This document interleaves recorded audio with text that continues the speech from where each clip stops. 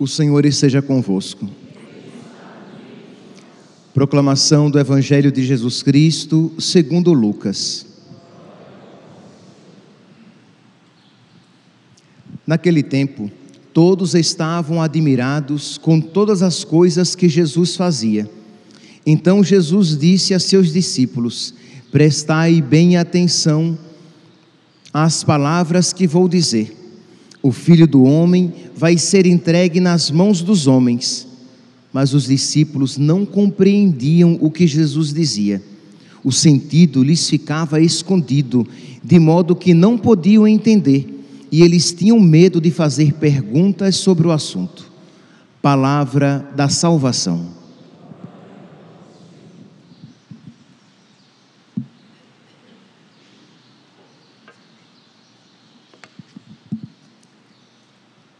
Caríssimos irmãos e irmãs, a liturgia de hoje nos dá a ocasião de refletirmos a respeito da morte, um tema que muitas vezes, sobre o qual muitas vezes não se gosta de meditar, de pensar, mas que é algo tão importante para a vida espiritual e que sempre foi tão comum na espiritualidade cristã, na espiritualidade católica, a meditação sobre a morte.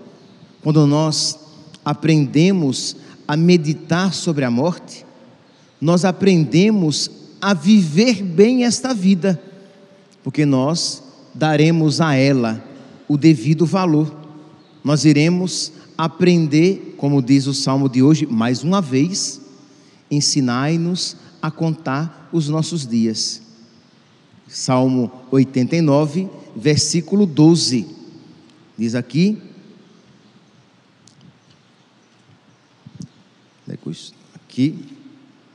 89, versículo 12: ensinai-nos a contar os nossos dias e dai ao nosso coração sabedoria. Imagine aqui, meus santos, que numa mesma semana, nós refletimos isso aqui, este mesmo salmo caiu na quinta-feira, e agora no sábado, novamente o mesmo salmo, isto é, o mesmo convite da igreja para que nós reflitamos sobre a brevidade da nossa vida. Pensando na homilia de hoje, então, eu tomei aquele texto, um texto conhecido da liturgia das horas, da imitação de Cristo, do livro 1, do capítulo 23, quem tiver depois em casa, Imitação de Cristo, livro 1, capítulo 23, que ele faz uma reflexão sobre a morte. Diz assim: muito depressa chegará teu fim neste mundo, vê pois como te preparas. Existe uma tendência em nós de pensar que nós teremos uma vida longa, de que nós seremos longevos, de que nós chegaremos a envelhecer, os dentes vão cair, a cara vai enrugar, nós ficaremos envergados, e aí sim nós morreremos. Sim, este é o caminho natural, é o caminho comum, é o percurso que mais ou menos a maioria vai percorrer, mas não necessariamente todos. A primeira leitura de hoje, retirada do livro do Eclesiastes, no capítulo 11, fala sobre isso. Diz assim, lembra, né? Vamos aqui novamente entrar no contexto do livro do Eclesiastes. Não existia a esperança na ressurreição.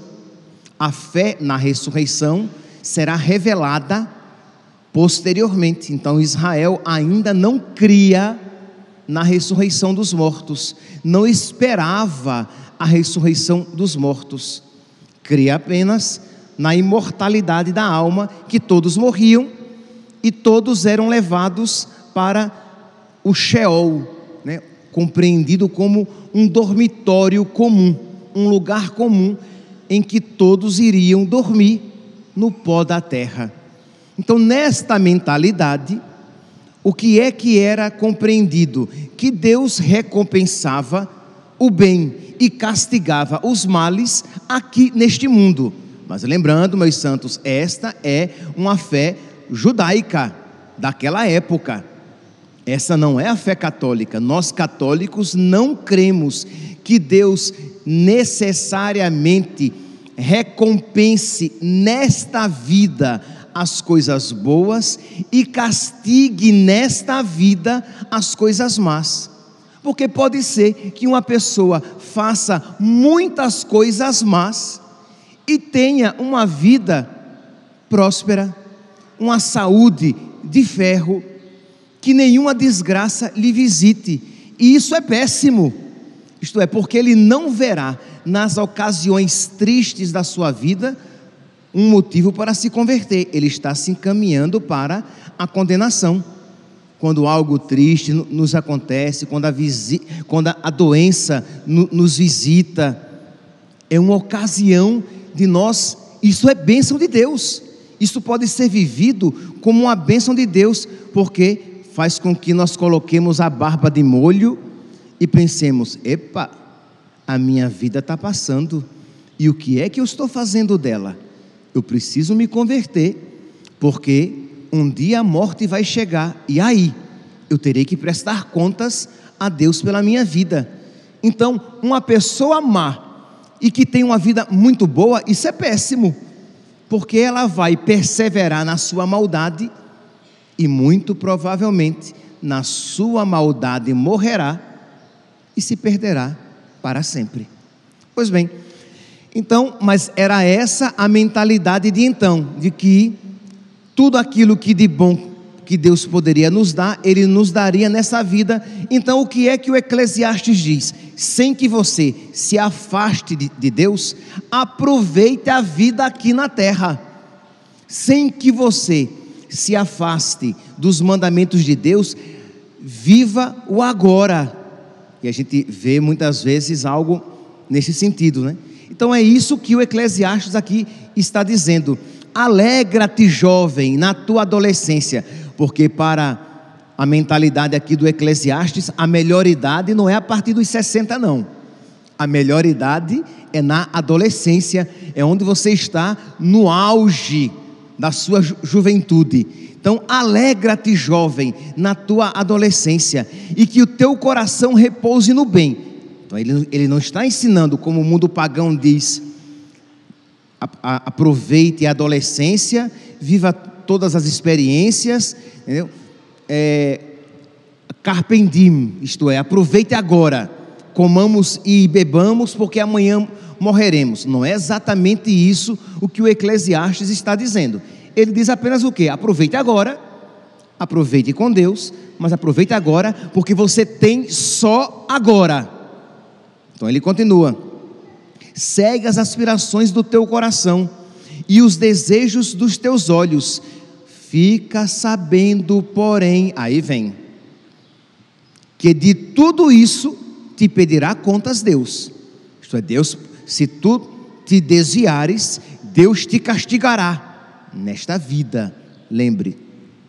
Então, tira a tristeza do teu coração, afasta a malícia do teu corpo, pois a adolescência e a juventude são vaidade. Isto é, a adolescência e a juventude passarão. Lembra-te do teu Criador nos dias da juventude, antes que venham os dias da desgraça. Aí vem, antes que se obscureçam o sol, a luz, a lua e as estrelas. Isto é, antes que você comece a perder a visão. A gente vai envelhecendo, vem catarata, vem glaucoma, vem tanta coisa que a gente vai perdendo, vem a vista cansada. Então ele diz: olhe, você não se esqueça de Deus, antes que a vista comece a ficar cansada, antes que a luz fuja dos seus olhos, e que os guardas da casa comecem a tremer. Isto é, os guardas da casa são os braços e as pernas que protegem o corpo na luta ou quando foge. Então, quando os guardas da casa começarem a tremer, é porque nós começamos a envelhecer, perdemos as forças. Então, o que é que ele diz? Lembra-te do teu Criador, antes que a velhice te visite.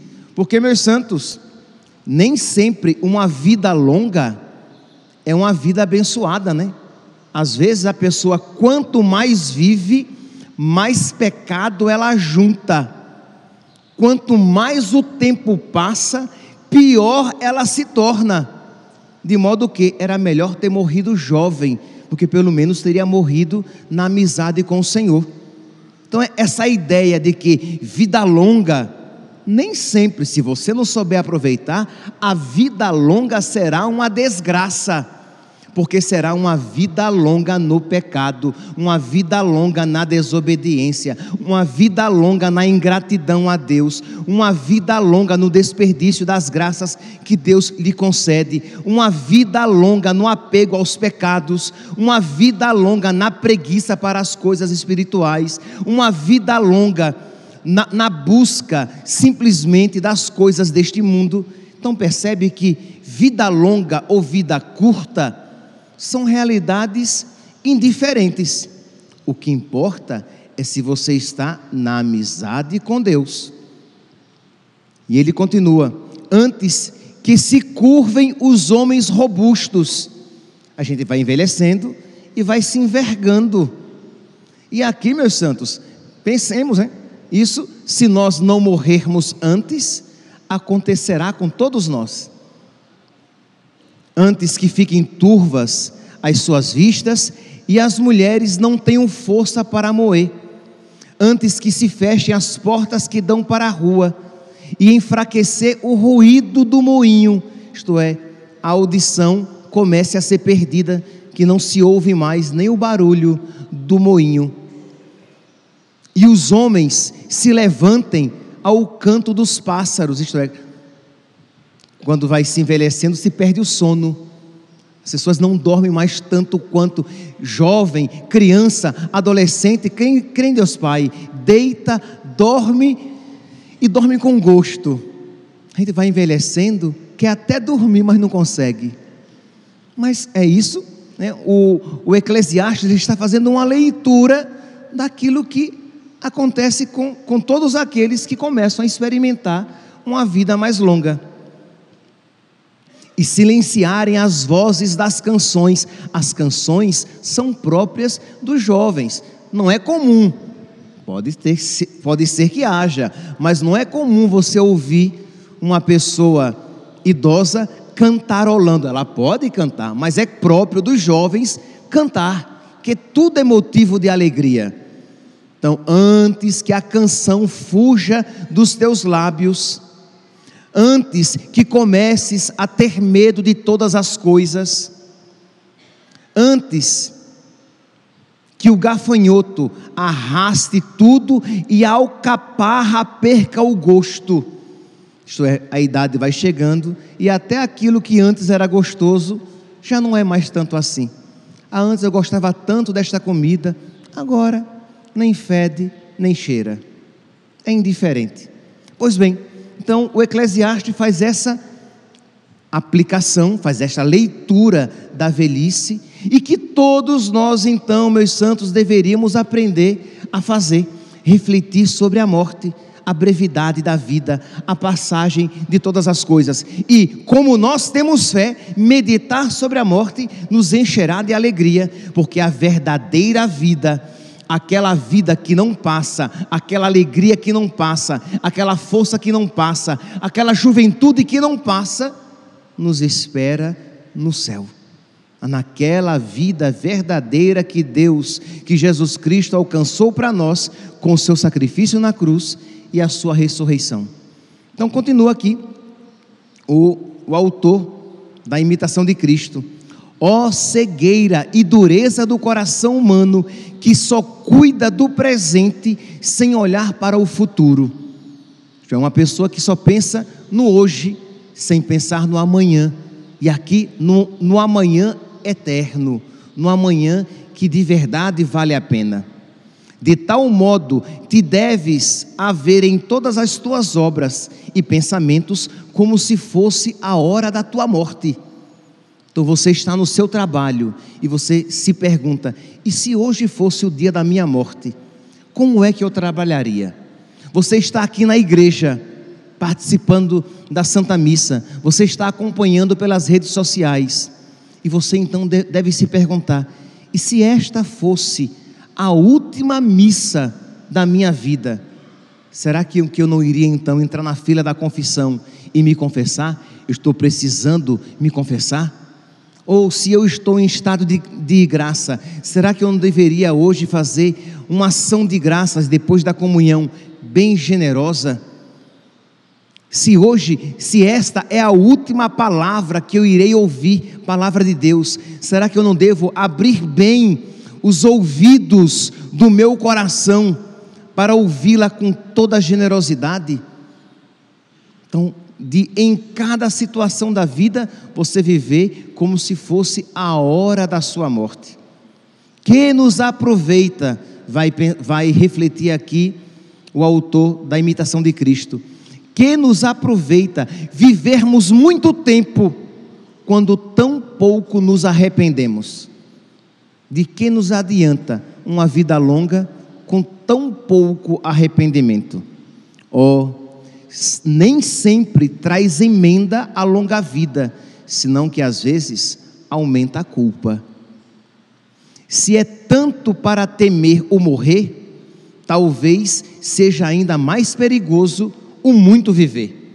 Então, se você reflete sobre a morte e diz: misericórdia, a morte é um momento de grande responsabilidade, então mais ainda o viver. Saiba viver, viva como cristão e aproveite a sua vida sempre à luz de Cristo. Bem-aventurado aquele que medita sempre sobre a hora da morte e para ela se dispõe cada dia da sua vida. Então, quando você, todos os dias, no final do dia, por exemplo, quando você fizer um exame de consciência e você pensa ali, primeiro agradecer a Deus pela oportunidade que Ele lhe deu de você viver um dia na presença dEle e pensar: será, meu Deus, que amanhã eu me acordarei? Será que eu não partirei nesta noite? Será que eu terei ainda mais um dia na vida? Que, meus santos, de verdade, sem exagero, pode ser que algumas pessoas que hoje ouvem esta homilia não tenham amanhã. Imagine, a nossa missa geralmente em torno de 10.000 pessoas acompanham a missa pelos canais, pela internet. Mais 10.000 ouvem apenas o Evangelho, o corte do Evangelho, sem contar aqueles que escutam apenas o áudio.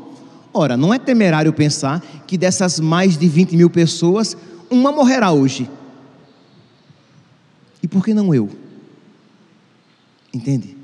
Quer dizer, ensinai-nos a contar os nossos dias e dai ao nosso coração sabedoria. O que é que eu preciso? Do que é que eu preciso me desprender? Que passo eu preciso dar hoje? Porque somente o hoje eu tenho. O ontem passou. O amanhã eu não sei se me será dado. Eu tenho apenas hoje para amar a Deus. Eu tenho apenas hoje para romper com os meus pecados. Eu tenho apenas hoje para ser generoso com Deus. Eu tenho apenas hoje para rezar bem o meu santo terço neste sábado de Nossa Senhora das Mercês. Eu tenho apenas hoje para bloquear aqueles contatos e sair daqueles grupos que só me levam para o pecado.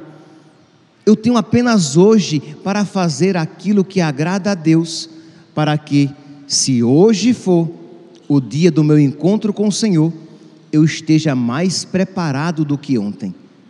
Então, viver cada dia como se aquele dia fosse o último da minha vida. E continua o Eclesiastes: Pois o que nos dará grande confiança de morte abençoada é o perfeito desprezo do mundo. Então, para que você tenha segurança de que a sua morte será uma morte feliz, é se você tem desprezado o mundo, se você tem progredido na virtude, se você tem amor à disciplina, se você tem rigor na penitência, se você é pronto na obediência, se você renuncia a si mesmo e se você tem paciência de sofrer, unindo-se a Cristo crucificado. Você ouve essas coisas e diz: misericórdia. Eu vou repetir aqui a lista, tá?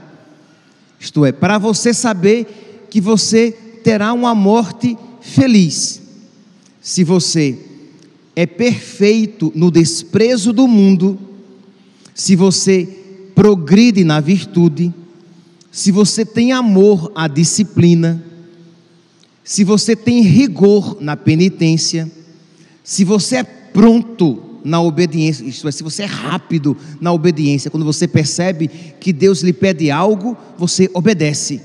Se você é pronto na obediência, se você aprende a renunciar a si mesmo, e se você é paciente nos sofrimentos da sua vida, unindo-se a Cristo. Você ouve esta lista, eu não sei vocês, mas eu ouço essa lista e digo: crê em Deus Pai.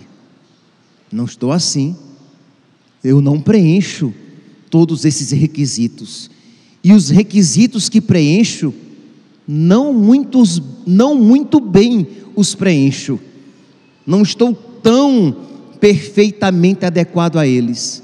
Então, meus irmãos, ensinai-nos a contar os nossos dias e dai ao nosso coração sabedoria. Então, hoje, pedir a Deus: Senhor, por misericórdia, e aqui com toda a sinceridade, de você dizer: meu Deus, eu sou miserável, a minha vontade, ela é tão débil, eu sou tão inconstante nos meus propósitos, me dá um novo coração. Meu Deus, hoje, a tua Mãe Santíssima, ela é invocada em toda a igreja como Senhora das Mercês, né? Nossa Senhora das Mercês, Nossa Senhora das Mercedes, das graças concedidas. Pois bem, minha mãe, pois bem, meu Deus, pela tua Mãe Santíssima, pelas mãos da tua Mãe Santíssima, concede-me a graça de um coração novo, concede-me a graça de uma sabedoria, desta sabedoria que me ensina a contar os meus dias, sempre que eu passo, né, um segredo, sempre que eu passo diante da imagem de São Miguel e toco-lhe a cabeça, é sempre pedindo esta sabedoria, para que eu tenha a sabedoria do alto, não apenas inteligência para as coisas da terra, e livra-me Deus da sabedoria que é pseudo, que é falsa sabedoria mundana. Não, que eu tenha sabedoria celeste, que eu tenha sabedoria do alto, que eu tenha sabedoria do Espírito, que eu tenha esta sabedoria que eu só posso recebê-la. Eu não posso me dar a mim mesmo esta sabedoria, porque ela é sobrenatural. Ela não é uma sabedoria que se aprende nos livros, ela não é uma sabedoria que se aprende com a experiência da vida, ela é uma sabedoria que vem do alto, que vem de Deus. É aquela sabedoria que nós pedimos a Deus, né, quando rezamos a nossa quaresma de São Miguel. Senhor Jesus Cristo, santificai-nos por uma bênção sempre nova e concedei-nos, por intercessão de São Miguel, a sabedoria que nos ensina a juntar riquezas no céu e a trocar os bens do tempo presente pelos bens eternos. Nós precisamos, meus santos, aprender a rezar as palavras que pronunciamos, né? Porque às vezes pronunciamos, mas não meditamos. Este povo me honra com os lábios, mas o seu coração está longe de mim. Nós temos palavras religiosas, mas elas não produzem o fruto necessário, porque eu não medito sobre elas, eu não rumino estas palavras, eu não coloco a minha inteligência nelas, para que eu as veja e as deseje e as suplique de verdade. Eu apenas vomito as palavras. E aí elas não caem no meu coração, elas não fincam raízes na minha alma e não produzem os frutos que deveriam. Então, pedir a Deus hoje, você ouviu essas palavras, o que é necessário para ter uma morte tranquila, uma morte feliz, uma morte santa. Você ouve e diz: epa, misericórdia, eu não estou assim preparado para morrer. Então vamos lá, vamos meditar sobre estas palavras, vamos meditar sobre as virtudes que nos são necessárias. Vamos lá, vou repetir pela terceira vez, porque estou terminando, já é finalzinho da homilia. Vamos lá, quais são as virtudes necessárias para bem morrer? Vou repetir para que você se lembre bem na hora de meditar, para que a sua inteligência guarde, para que você apreenda, para que você mantenha essas palavras no seu coração, e quem sabe depois da comunhão você possa fazer na sua ação de graças uma meditação sobre estas virtudes de que você necessita para ter uma morte feliz, uma morte tranquila, uma morte santa, ou como diz o livro do Apocalipse, uma morte no Senhor. Felizes são aqueles que morrem no Senhor. Pois bem, o que nos dará a confiança na hora da morte é o perfeito desprezo do mundo, o desejo ardente do progresso na virtude, o amor à disciplina, o rigor na penitência, a prontidão na obediência, a renúncia de si mesmo e a paciência em sofrer, por amor a Cristo, qualquer adversidade. Que Nossa Senhora interceda por nós e que nós, confiantes na intercessão de Nossa Senhora, unidos a ela, a Deus, supliquemos estas graças para que, quando chegar a hora da nossa morte, quem sabe hoje, estejamos preparados para nos encontrar com Cristo. Louvado seja nosso Senhor Jesus Cristo, para sempre seja louvado.